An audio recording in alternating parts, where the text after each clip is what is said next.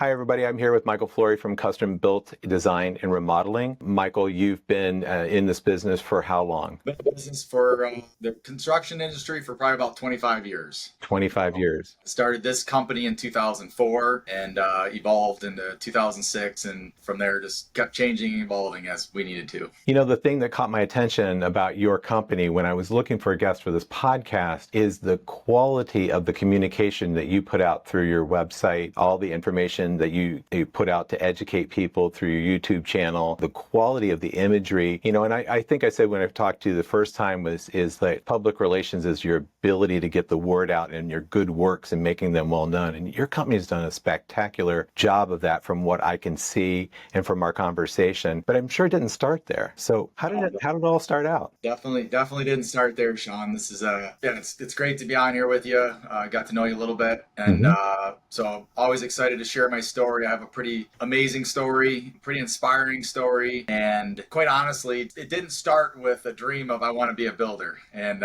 just like many of us, you know, a lot of people go to school, they never go do what they thought they were going to do. They end up doing something else. And for a lot of us entrepreneurs, I think that we start off on a path with a vision of freedom or of like the ability to be our own boss. You hear that all the time, you know? And so, just to give you a little background about me personally, because I think the personal side of everybody's journey is really important as we venture in business. And I was fortunate to have a great childhood until about 10 years old. My life was turned upside down. My grandparents were not doing well, and so they moved close to us, and my parents were taking care of them. And we had a massive tragedy. My grandfather came over actually really close to this date. It's been almost 39 years to the date, June 8th, 1986. And my grandfather came over and wasn't doing well, had been struggling mentally, and he opened fire on our entire family. So, and I ended up, you know, surviving that shooting, and my parents both were deceased that day. And so I lost my parents, and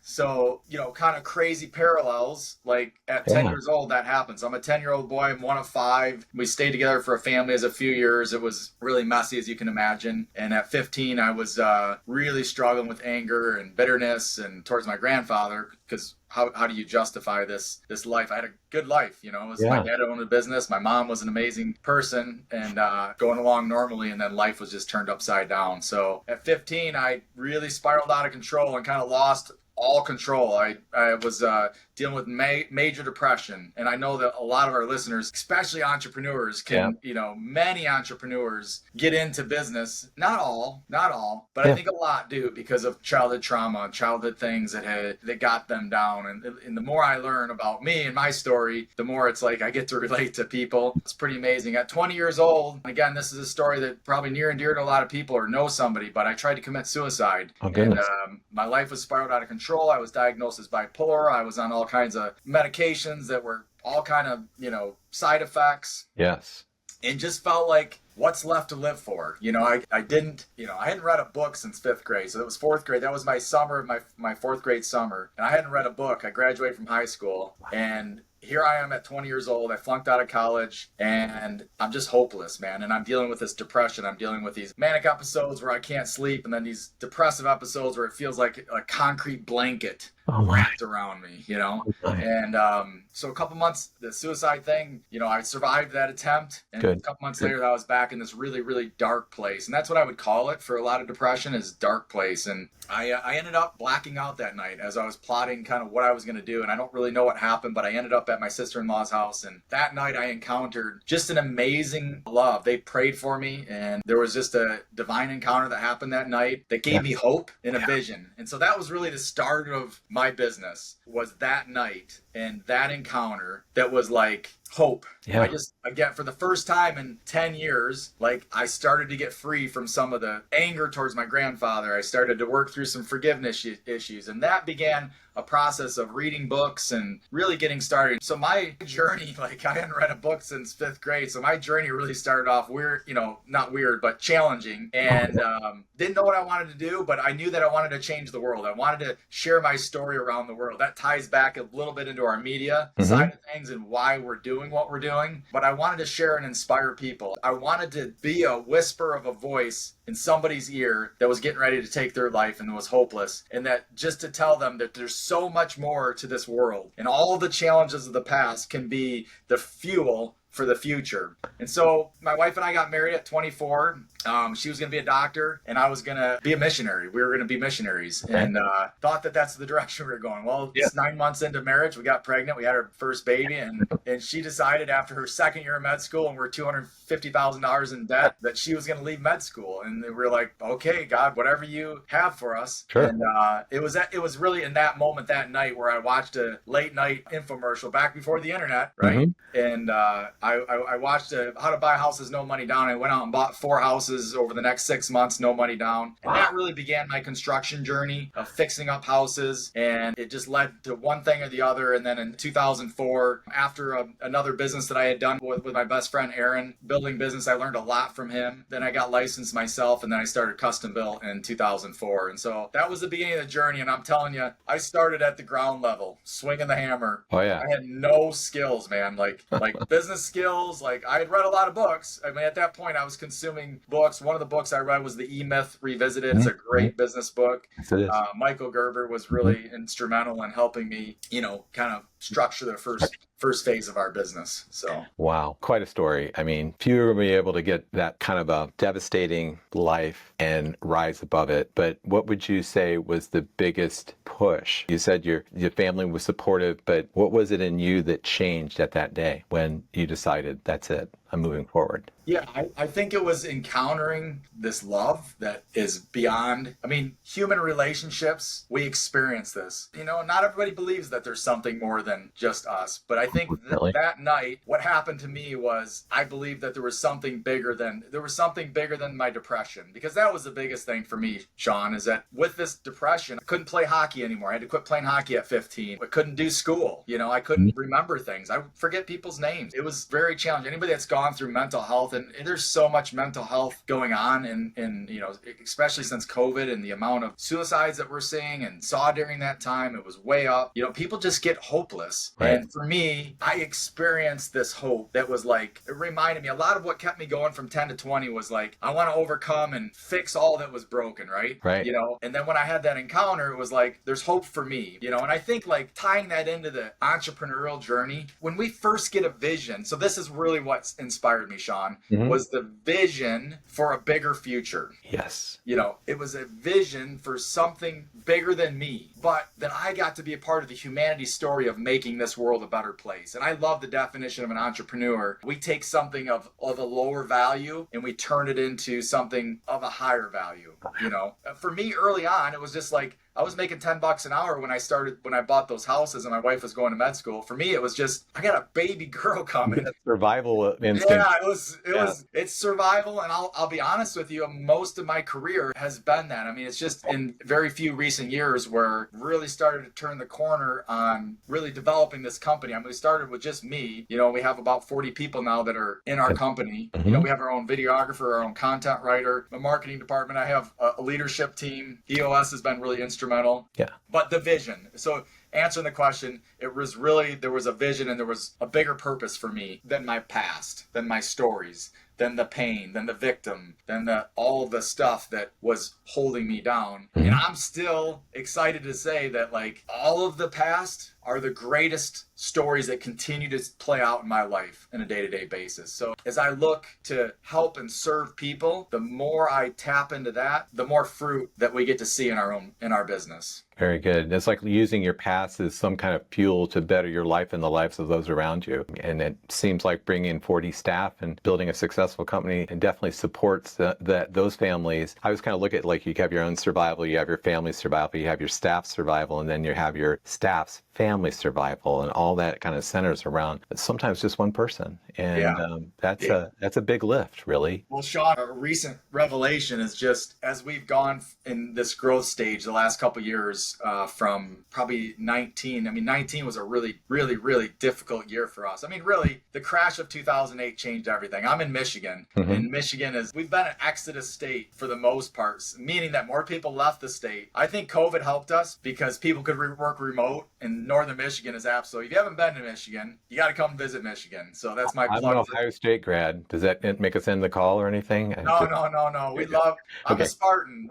I'm an MSU Spartan. So we we, We're we good. like when we like when you beat up on the Wolverines because That's right. There you go. we don't always get a chance to do that. Yeah. But Michigan is a beautiful state. But the 2008. So we want to talk about like setbacks and things that have happened along the way. And you have a dream. I had a dream early on. I want to be 120 locations nationwide. I wanted to impact a lot of lives. So I had written that down.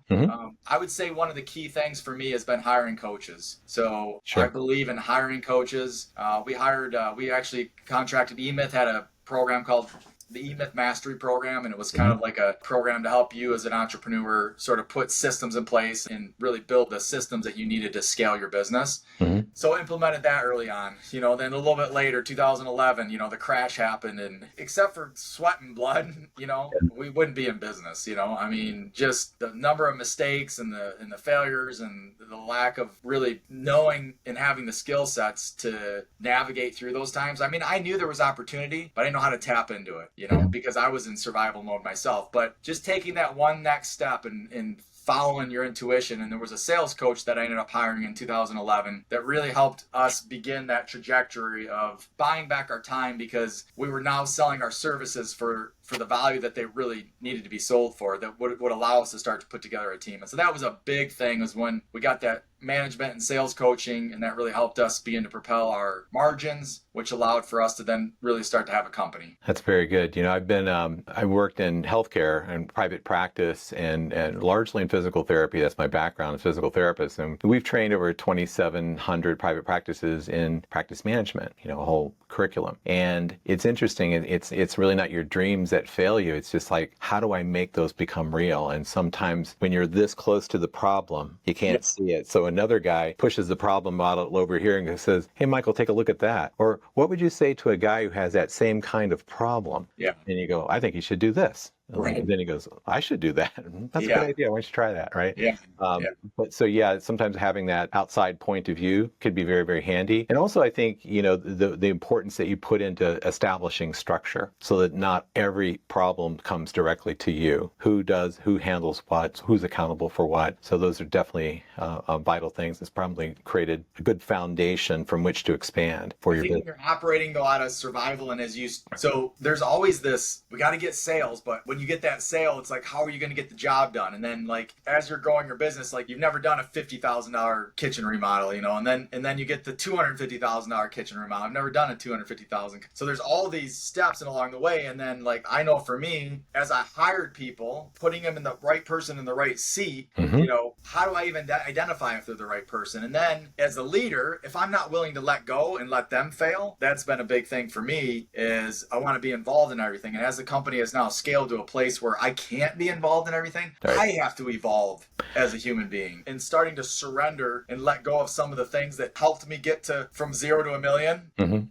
Those things that helped me get there, some of those habits, I got to just abandon ship, like burn the boats, baby. Absolutely. And there's been a lot of those burn the boats, especially like 2011, we're about ready to go out of business. It's like, I'm going to go hire a coach. I don't really know where I'm going to get this $20,000 for this. Yeah. I'm going to go do it anyways, and that journey along the way of just surrendering and then allowing things to happen as they're going to happen. Because when you have a vision and you put it out there and you attract people around you, you got to let those people, you got to let them succeed and fail, and if somebody does 80%, that's always the hard thing. It's like, you feel like as the owner, and I feel like this with my sales team as well, like they don't want to let go of stuff because they know the client, but they got to trust the process and trust that they'll be able to, that our team will get the job done and do it well, and they can be a part of that, assisting along the way. So I see everywhere in my company where there's issues, I love to be the guy that raises my hand and say, that's my issue, and I'm the mirror, so they're my mirror. Yeah. And that's been something that I've really been digging into the last few years. That's very good. I say to clients all the time, if somebody can do the job 80% as good as you, it's 100% of the work that you don't have to do. And you can take that afforded time and better their skill set. Right. Improve them. And if you kind of look at yourself as the benchmark at the standard, it might be that most businesses may not have anybody that's at that standard. Like you're saying, if you can't let go of it, and not like let go of it and ignore it, but let go of it and nurture it, right, you just never get to that next level of growth, right? So exactly. Mm-hmm. Very good. So, in what you've been doing over the years and how you started and where you are today, once you got started in this game, has it been a pretty steady ride getting support and help? You had 2011, 2019, that a lot of us got hit with. But since coming through COVID, has it been a rocket ride for you? Has it changed a lot? I would say yes. A lot of it has to do with, so I'll give you a couple of milestones. Yeah. So 2004 and then 2008, the economy crashed. And so everything that we were doing no longer worked. And so we went from being very specialized, focusing on one or two different product types, to we were offering everything. We'll do the whole house remodel. And then that led into the design build thing. And then along the way, we hired designers. So then I had my own in-house design team, because as I was trying to design kitchens and basements and bathrooms, and I had to use a third-party designer, I was kind of subject to they had 20 other clients, that they were working with. Right. So that was a big innovation point. So for 2006, we hired eMyth, and then 2011, we hired a sales coach. And then 2015, we brought in our own in-house design team. That was like a lot of stuff that I was still doing in the business. Yeah. That was now off my plate, And honestly, in a lot of the situations, what I've learned is that, like, I hired somebody that was more talented than me at some stuff, Yeah. So, and I love Dan Sullivan. So I joined Strategic Coach, and we put EOS in place in 2017. We hired an implementer, meaning that we didn't just read the book and try to self-implement. And a lot of people do that. But I said, I'm going to hire an implementer. I'm going to pay the money. And so over the course of 3 years of working with our implementer, our accountability chart totally changed. Yep. Key players were out of the business, and we moved some people into some seats. So that happened. That was like shuffling around right before COVID, and then COVID happened, and then I had the knowledge of, like, I need to get the right people in the right seats to go past where I'm at right now. And so we had to make some pretty big shifts there on our accountability chart and our leadership team. And as we did that, I would just definitely say that COVID overwhelmed us with leads. 2020, I hired 4 salespeople. Prior to that, I had like 2, but one at a time. Like, I had never hired any other salespeople. So during the COVID year, I hired a guy 3 weeks before the shutdown, and Michigan got shut down.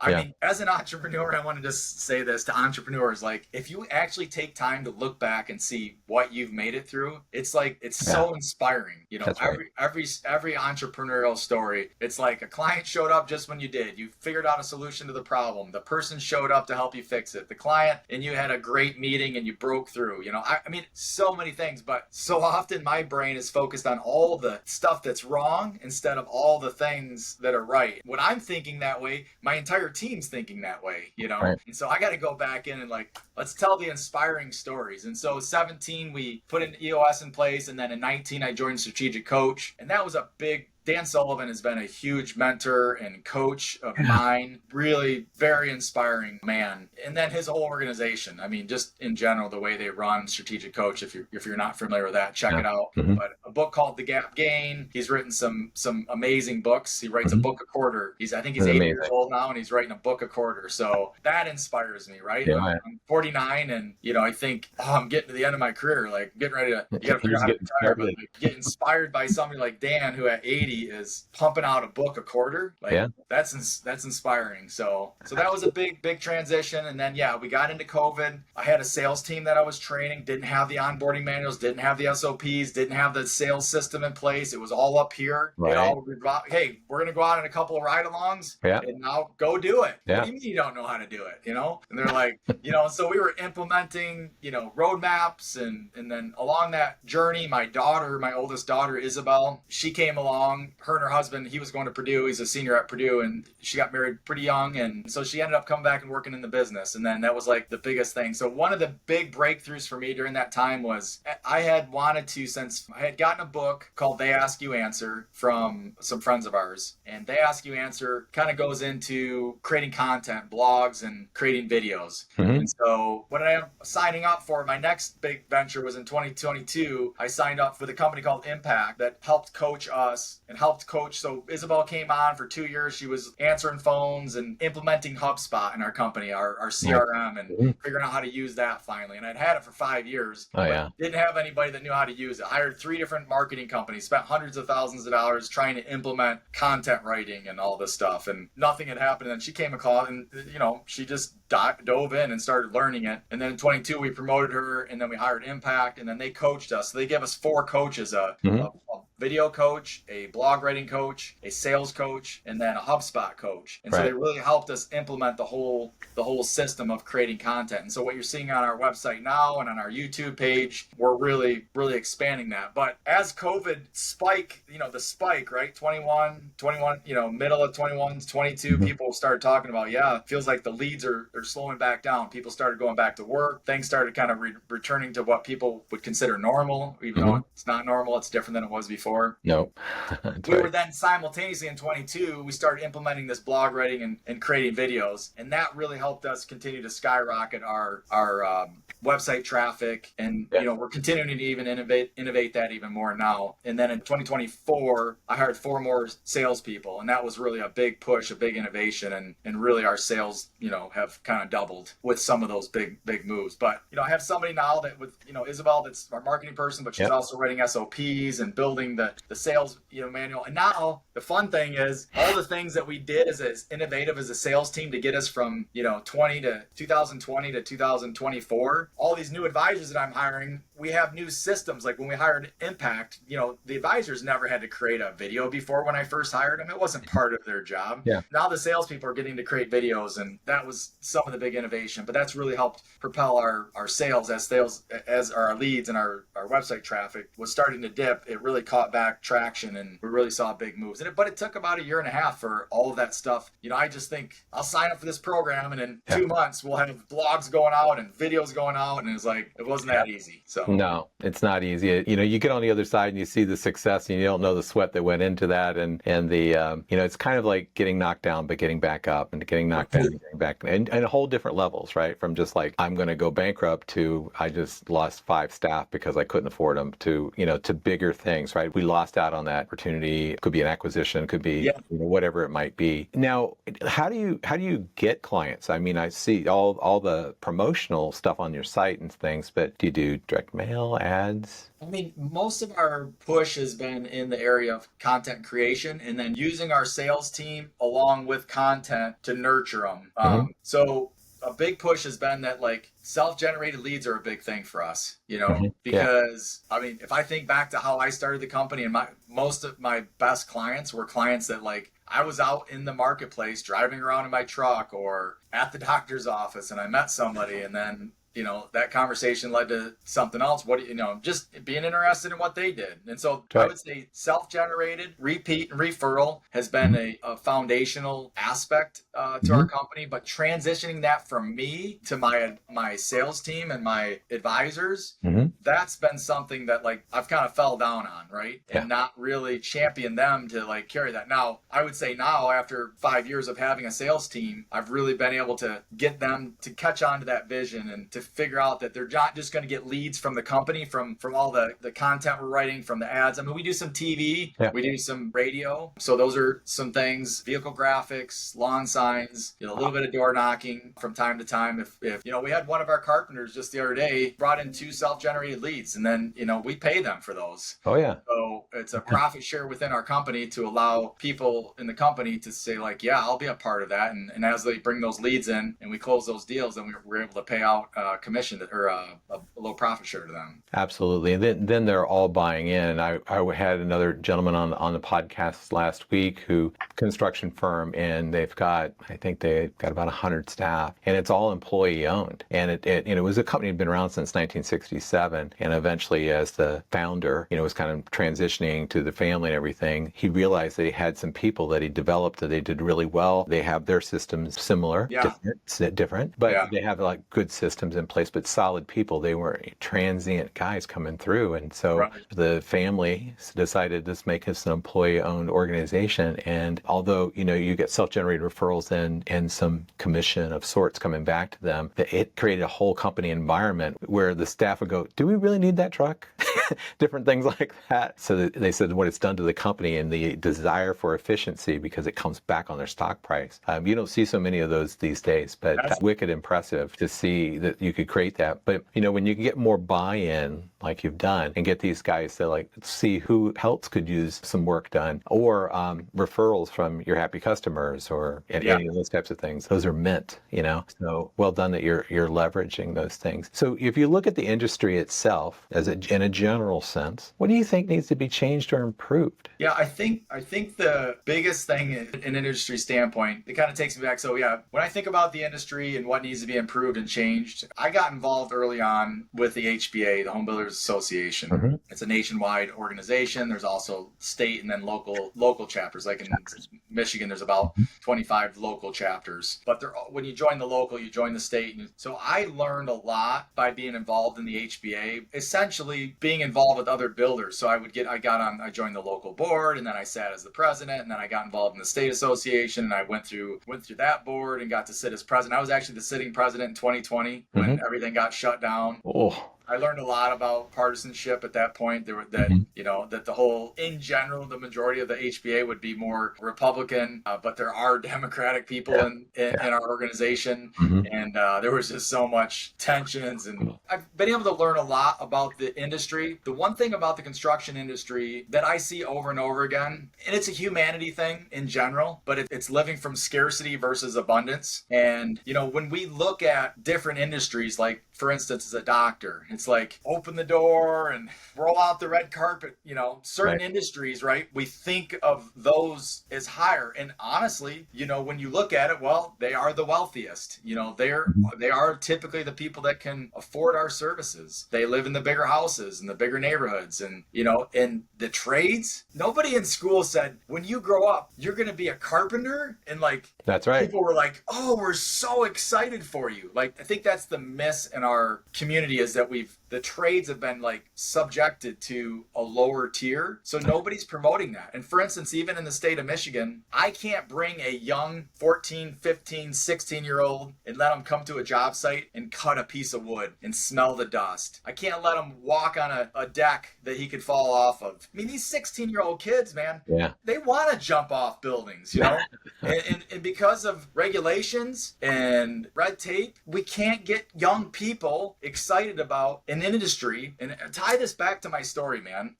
My parents, I sat on my couch. I remember the day like yesterday. My parents died while I was in my home, in my kitchen. Why am I in the remodeling business? I'm 49 years old now, Sean, and I'm realizing there's a lot of stories that I had to tell myself on that day that aren't serving me anymore. Even recently, I had to put my dog down this last week, and just realizing that, thinking to myself, I've never been around something that's ever died. But I had this memory, I was actually in the house when my parents died. And I've been repelling that subconsciously. 95% of what our daily lives are is subconscious. Right. So is my subconscious serving me to help me better love and help me better serve my clients and my people? Or are there stories like that I was so a victim on that day versus, man, I was strong and courageous in that moment on that couch when I was laying there watching the 5 o'clock news. Yeah. The transformation that can happen when we think something different. And I think in our industry, the bottom line is our tradespeople, our electricians and our plumbers and our carpenters and these kids that are going to, school right now, and the primary message they're getting is, where are you going to college? The kids that don't go to college feel less than. And I'm not saying that that's for the kid, and I see this in the trades a lot, but a lot of trades are afraid to charge, oh, how could I charge so much? And then you put a quote in for a kitchen, they're like, how is it $80,000? I can buy the materials for this and that, but they don't account for all that it takes to have a team. We recently hired a carpenter that's been in the industry for 20 years and has an amazing story, lots of challenges in his life. And he was working for this company, and he didn't get any vacation time for 18 years. And over last Christmas, he had a week off. And he called our director of production and design and just said, I've never had a week off. And it was around Christmas time and he was celebrating his kids' birthdays. And he was like 2 days into it, he's like, I don't even know what to do,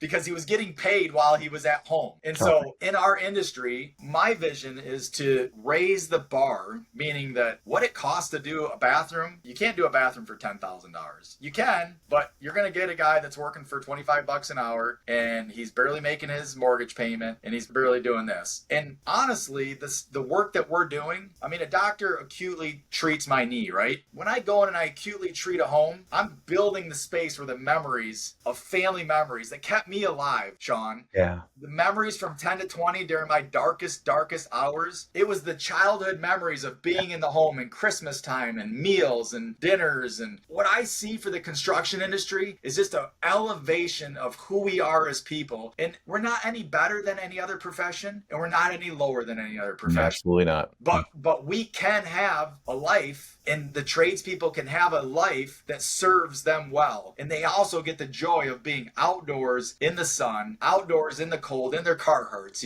with the heated vests on. I mean, I used to love the winter time. If you work up north here, you got the winter time, but you don't have the hot summers like you do down in Florida. So come up to Michigan. But getting out to the job site 10 minutes early and sitting in the truck and warming myself up, and you have the nice Carhartts and just getting on that job site, have an empty site, and at the end of the day, you got a framed up foundation for, the addition that's going up, and just the excitement of that you're building something that's going to serve families. What's that? You're creating something. You're creating something that's going to create something that's going to create something that'll create memories. It's going to be the foundation block where they talk to their kids about becoming a doctor, because we need great doctors and we need great lawyers and we need great, physicians, physician, PT. We need all those professions, that do require 4-year degrees, but we also need kids that are excited about jumping into the trades. And that's really what I see for our industry. Well, and you see a lot of people, particularly, my background's in healthcare. So you see these guys with like massive school loans, and they become a slave to the debt servicing for a number of years before they cross the line where they're doing well, right? And I think if you were to survey the general family practice doctors across the U.S. and say, would you do it again? I bet you're going to have probably above a 60% say no. Yeah. Because there's a lot to deal with, right? So I think every profession has their thing, but there's honor in doing hard work. There's honor in creating something and stepping back and being proud of it. And there's a lot of good accolades because you do that well. I mean, people can see it and they go, my God, this is like, it was way beyond what I envisioned, right? And you feel a sense of pride because it was something that you created out of just, a shambles of a kitchen, right? So I bought my most recent house and we had our kitchen done and what I thought it was going to be, it was far better. And so people started saying, who did your kitchen? Who did your kitchen? Who did your kitchen? Yeah. So you do okay job. This services me, and they're not going to scream from the mountaintops or entertain their friends. You put something there or whatever you put there, it becomes either the centerpiece or a mainstay of the house. I have a very dear friend who had a complete kitchen remodel and it looked like it doubled in size, but it was actually the same size. And suddenly his whole house, you could just see the value going up. Now, my older brother is a real estate appraiser, commercial and residential. He says, man, whatever you put into kitchens and bath, you get your money back and then some. That makes a massive difference in evaluation of a home when it comes time to sell. My last plea to the homeowners would be, when you invest that $100,000 into that kitchen or that $200,000 in that kitchen, like that's the space where you're going to create memories. That's right. They're invaluable beyond a return on investment. It's like when you go get your knee repaired and you've been in pain I was just with a client yesterday and he's getting his hip replaced, and he's like, I'm so excited. And he's excited because he's in all this pain. And so when we take that kitchen and we turn it into something that they love to cook in and they love to have their family in there and there's room to move around and it's bright and open, like those marks and those memories that we're going to create as families in our communities it's limitless. So I believe that our industry really is poised to be the most transformative, especially in this time we're living in. Over the home is central, and then it's going to become more central, I believe. I do. With the onset of AI and some of what's going on and the changes in the world, that the world's going to get smaller again because you can't even go on YouTube anymore and know whether this is a human or not. and Yeah, that's going to get, that's it's going to true. be more and more down the road. And so I think coming back into communities and seeing families come together and realizing the value of those moments in your life that you'll never do again, but Hmm. they'll live forever, Absolutely. and setting those spaces up for that and setting up your house, have those moments is invaluable. And so it's just always an honor to work with people, and we love that. So Absolutely. Well, Michael, it's an absolute pleasure to have you on this podcast. I mean, the story, what you've come through and what you've built and what you plan to do in opening up more shops, possibly across the nation through brand new acquisition, who knows what. But the future looks very, very bright for you and your company. Thank you so much for being on the podcast. thanks, Sean.